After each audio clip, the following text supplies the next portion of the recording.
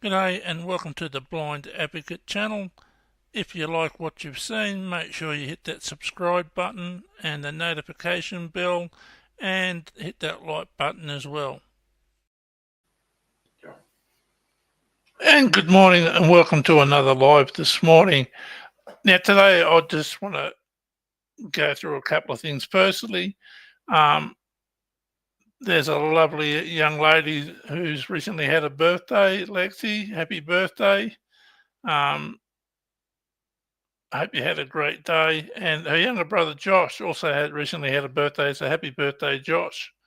Um, Apparently, both of them are really good kids. Haven't met them as yet, but I know people who know them, and they say good things about them. So happy birthday, Lexi and Josh. Now, I belong to a couple of different email lists that's run by Adam Morris, and I put the links into the chat. One's it's called NDIS. So anything related to the NDIS, they put information in there. And the other one's called Oz Discuss, and you can chat about anything. And I've been subscribed to these emailing lists for quite a few years, and I've gotten a lot of great information from them. Sometimes I go in there and ask a question, but mainly I just read other people's content. I strongly urge anyone who's blind or vision impaired to join these lists.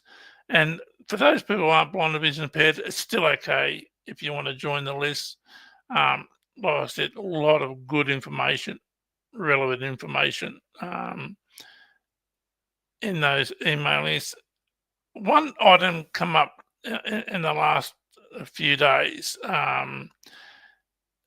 where there was a article in the Saturday paper talking about the head of the NDIA, Rebecca Faulkningham, and her lieutenants, who didn't like that someone had been on YouTube saying that they've been educating health professionals on NDIS buzzwords to get assistance that they need. And that was played on 2GB. And this did not go down well with the four people whom I'm referring to, Rebecca Faulkningham and her lieutenants. And in this article, there's copies of emails sent from Rebecca Faulkningham asking her top people to look into this person and kick them off the NDIS because of what this person's done. Now, I do this all the time.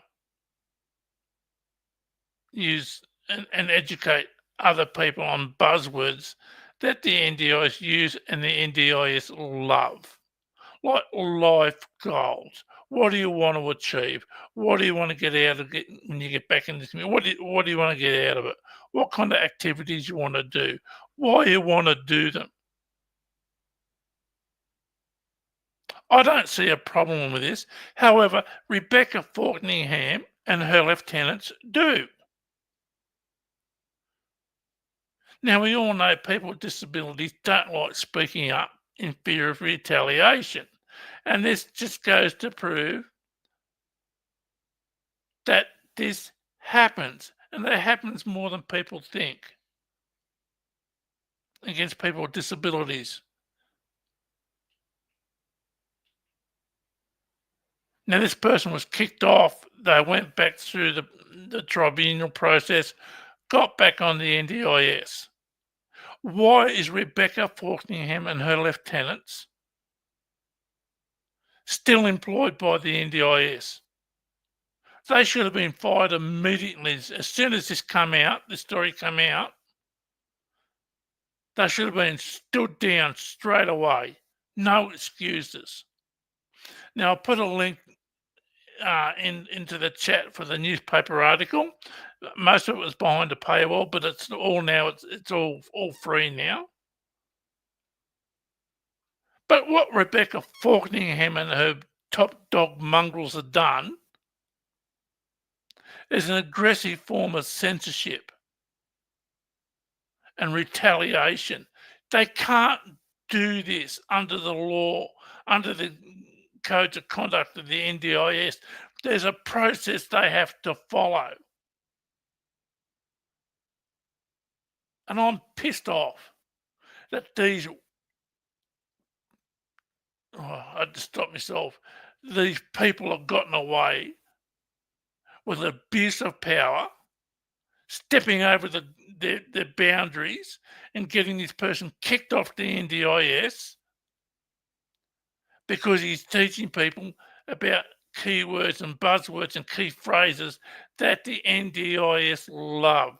They all revolve around key phrases, buzzwords.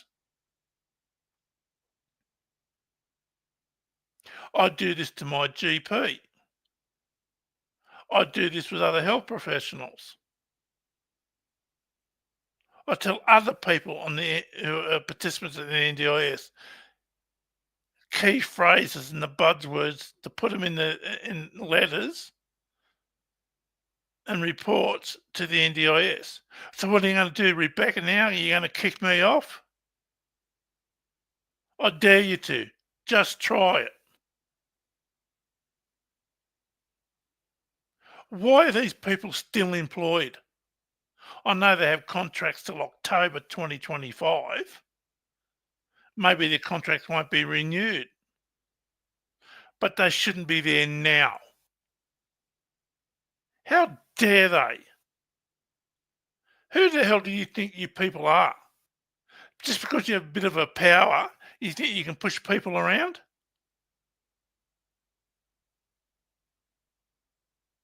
In my opinion, you're a pack of mongrel dogs that need to be dealt with.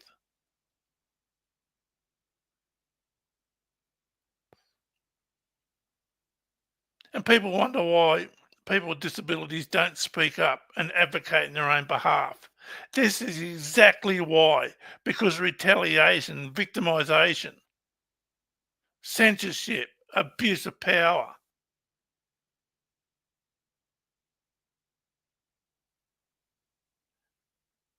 You should be fired immediately. You know what you did was wrong. You know you can't step over those boundaries. You know you have to follow policies and procedures, but you threw all that out the window because you didn't like what was played on 2GB. Well, stuff you. And stuff you from everyone on the NDIS to you mongrels up there running the NDIA. You're doing a piss poor job with a piss poor attitude. So piss off.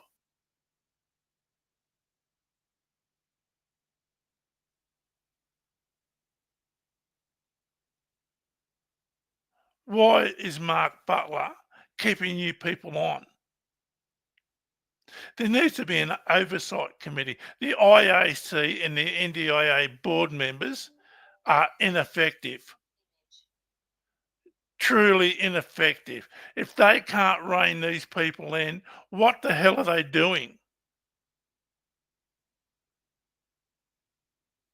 Let's have an oversight committee elected by people on the NDIS, participants of the NDIS, and let the government put a few of their own people in, and let's see how you go then. Because I'd put my hands up for it straight away, and the first thing I'd do would be get rid of you people.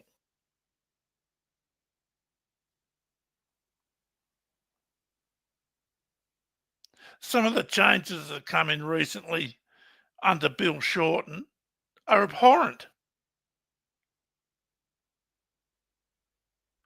Like I stated before, I tried to contact the IAC members and the NDIA board. Not one response. Not one. And what I've heard on the grapevine is that these people cannot speak publicly. So what are they there for? If we can't talk to our so-called representatives, what are they there for? They're not there to help guide policies and procedures. and they're not there to keep the top dogs in line, like Rebecca Faulkningham. I knew when she was appointed by Bill Shorten that she would be ineffective and useless. That's my opinion. She's ineffective and useless. Now, I've asked for the link to this YouTube stuff that this individual's put out, how he's helped health professionals with keywords, buzzwords. I've looked on YouTube, I can't find it. So on LinkedIn, there was a person who had the link who provided it to George Teleporis, and neither one of them will supply it to me. And it's on YouTube, so it's out there for the public. I would not out this person, this individual, the NDIS participant. I would not out them. But I'd like to hear what they've said. But besides that, Rebecca Faulkningham and her lieutenants know what they've done is wrong. And if they didn't know what they've done was wrong, then they shouldn't be there.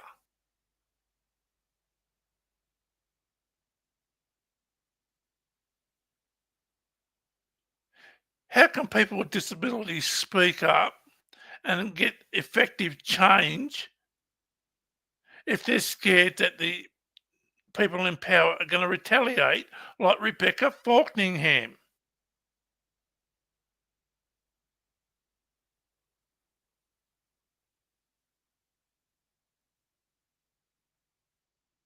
Would somebody please explain to me why anyone with a disability would speak up in fear of getting kicked off the NDIS, getting their supports withdrawn, getting their funding cut?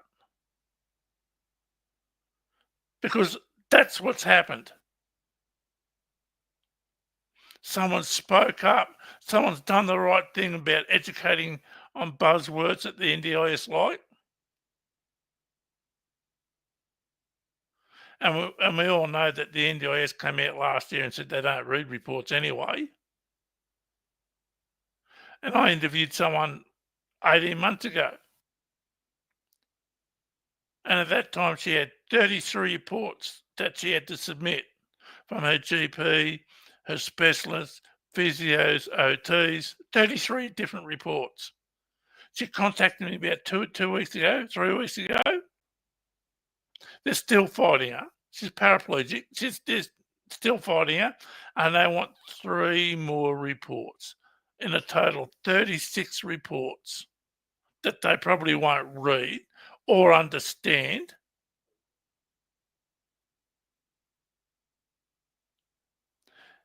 Each report costs anywhere from $1,500 to $3,000. What a waste of goddamn money.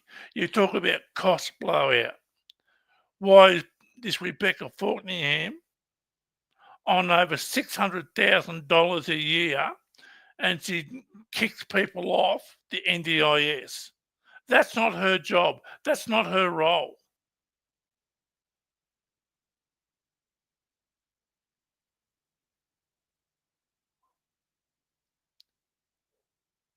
I was talking to somebody who was high up in the management of the NDIA who's no longer there, and he left in disgust the way it's being run from the top people. And he told me that they had one person there, he didn't mention any names, that was employed for $500,000 a year because he said he could do things in his resume, which turned out not to be true. He couldn't do his job. But because he was under contract, they moved him to one side, gave him a job that he could do, and employed somebody else to do his original job for $500,000 a year. So there's $1 million a year wasted.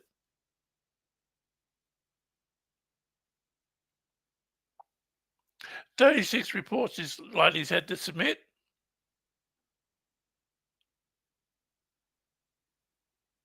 Wasted. That money and time's been wasted. And we talk about cost blowout. The NDIS is going to be unsustainable in the future.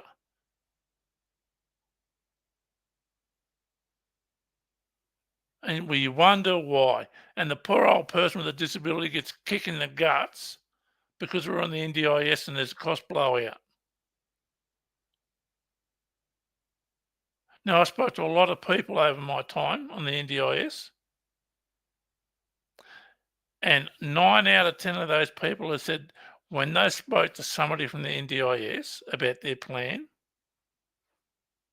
they found out that they've had no education, no knowledge or work experience in working in the disability field. They had no idea about the person's disabilities.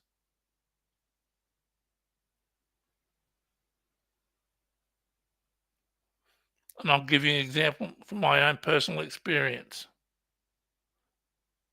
I'm blind. What can you see? Nothing. I'm blind. Can you see colours? No, I'm blind. Can you see shapes? No, I'm blind. Can you see shadows? No, I'm blind. Well, what can you see? Well, nothing. I'm blind. I mean, how stupid are these people?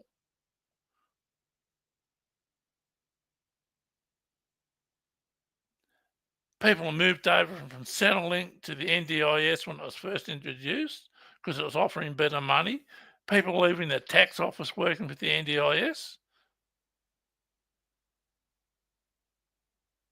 Ex-cleaners.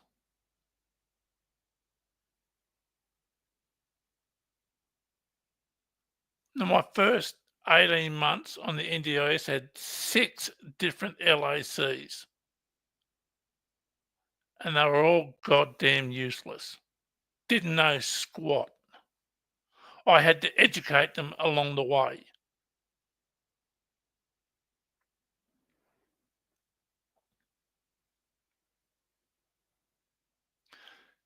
So everything I've just said, Rebecca Fortneyham, are you going to kick me off the NDIS because I spoke out against you, you dipwad, and your lieutenants? I'm not scared of you or your top people.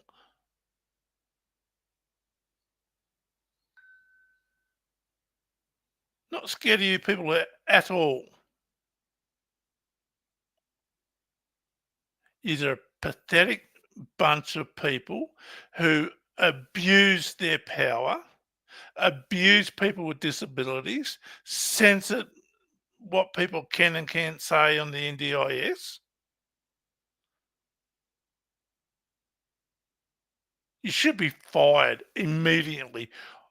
I'll call on Mark Butler to walk in and fire those top people that kicked that person off the NDIS. Sack them on the spot.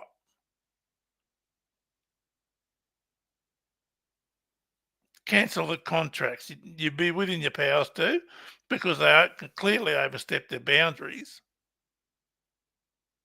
And it doesn't take a politician or a person with a PhD or a university degree to see what they've done is wrong.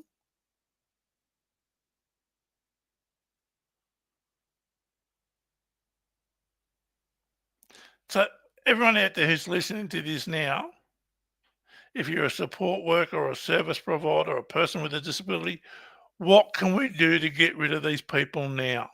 Should we have to sit here and put up with this abuse?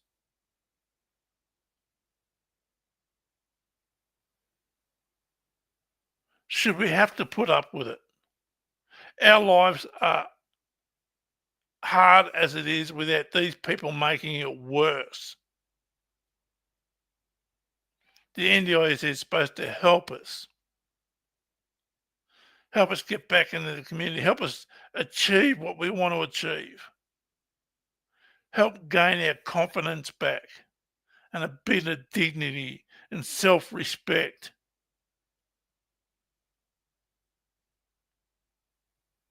How can we do all that when you've got the top people there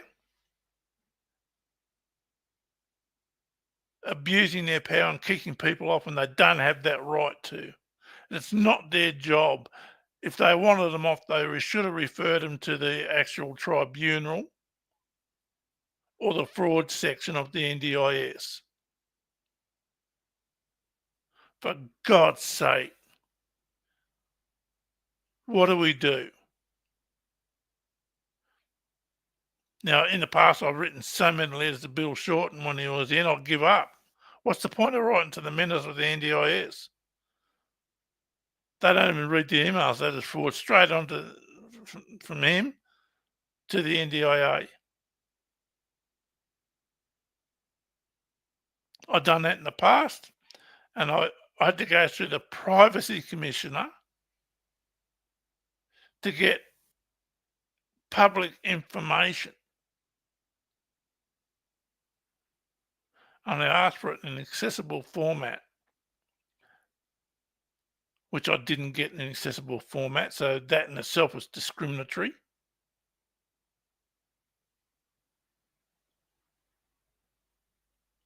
Wasn't the ABC or 2GB or Four Corners or Sky News or Current Affair pick this story up and call for them to be fired on the spot?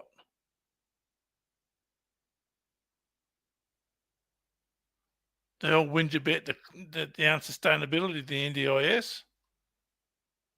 Why not about abuse of power? Anyway, I'm going to end my rant there because people have probably had enough of it. But I'm going to take this further, stuff them. They don't have that right.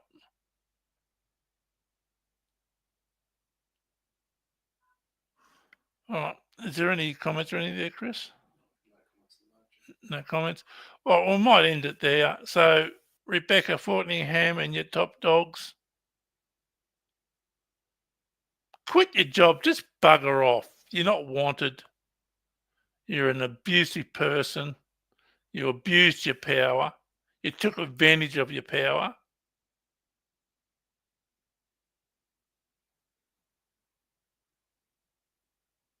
I didn't want you there in the first place because you're just a bloody person appointed by the Bill Shorten.